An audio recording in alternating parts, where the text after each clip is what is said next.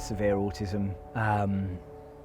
It's funny, I used to call it profound autism because I thought it sounded prettier and nicer, but it just needs to be said what it is. You know, needs to just be open and honest about it. And it's severe because it is severe. And he has physical difficulties. So his right foot, he's tiptoe walker, but his right foot is almost like, you know, at an angle. So it affects his gait and how he walks.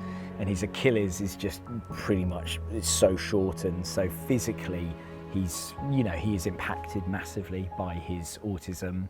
And yeah, mentally, I mean, he's a sharp, bright boy, but obviously because he's not able to communicate or be verbal for a lot of the time, you know, it's difficult to know what's going on. Zac's life is what his life is, but it not only defines him, it does define his sisters as well, and that's not fair. You have to try and protect them from it, you know. But yeah, they were massively affected by it, and that is really difficult. So you then reach the realisation that you're not the best person to look after your own child, which is heartbreaking because you feel like a complete failure. The one thing you can do is look after that child and keep him safe, and we couldn't do that. At that point, I conceded that we'd have to look at a residential school, and there was only one that we would consider, which was Prior's Court. It's sad that that's the decision that you have to make, and then only actually as time goes on does it start to make sense. You know, and the few times I've seen Zac at, you know, when I see Zac at Prior's and I see the love and care that people have for him, and the, you know, and how he's made some real improvements, then you go, oh, this is what it was about. This is what it was all about. You know, they're just extraordinary people. And at the end of the day, they can then walk away from it, which is what you can't do as a parent. That's why, you know, and he needs a team of people because he needs one-to-one, he needs fresh eyes, fresh input, you know, because you do get to a stage as a parent where you're just like, I've tried everything, I don't know what to do here, I'm out of ideas. And then you've got those people who are so highly trained and skilled and experienced, and they can try things and come up with ideas that you've never thought of.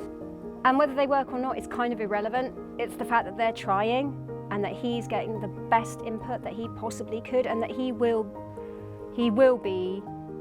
live a life as full as it can be because he's at that particular school. I know that they will get the most out of him, whatever that may be. It may not be very much, but I know that they will get to it there, which is wonderful.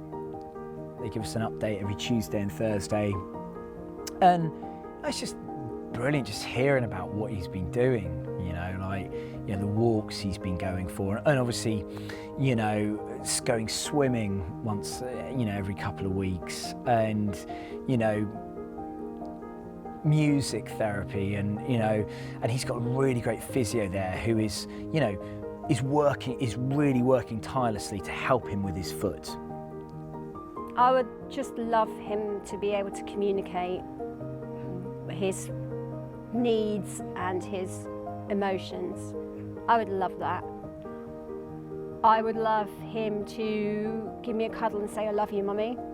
That's kind of the height of what I would want for him, for me. I would like him to be as independent as possible. I just want him to be happy. That's all you ever really want for your kids. When you have a child on the severe end who is, you know, doubly incontinent, non-verbal, often in extreme anxiety, unable to tell us, unable to engage and really see the world in its as it could be, you know, I hate what the condition robs him of.